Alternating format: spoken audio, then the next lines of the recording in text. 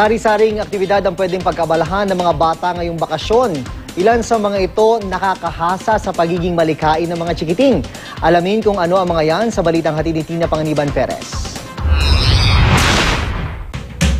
Bracelets na iba't ibang style at kulay, mga maliliit na doll na may sariling accessories, at pati Flappy Bird. Ito ang Rainbow Loom creations na usong-uso ngayon sa mga kabataan. Ang mga cute at makukulay na obrang ito, mantakin mong gawa lang sa mga goma o rubber bands. Si Maristela, inabutan naming subsob sa paggawa ng bracelet sa kanyang Rainbow Loom. You get rubber bands, then you basically just go in the perimeter. Does it take a lot of time to finish one bracelet? Not really. About 15 minutes. Isang starburst bracelet na iba't ibang kulay ang natapos ni Maristela sa loob lang ng ilang minuto. Then you're done. Finish na. Let me try it. Galing! Imbes na manood ng TV, mag-tablet o mag-computer, mas gusto raw niyang ito ang gawin.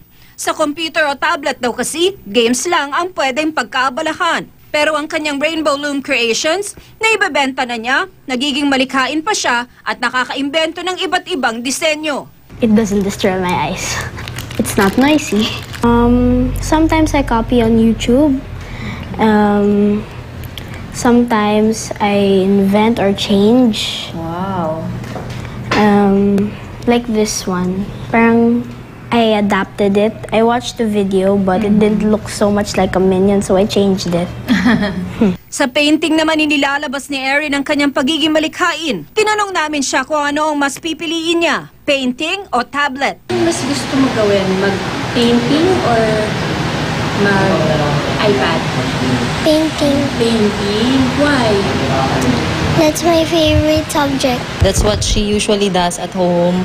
She would paint, draw. That's the way she expresses herself. Matapos mag-violin lessons noon, painting naman ang pinagkakaabalahan ni Kathleen ngayong bakasyon. Sketch or iPad?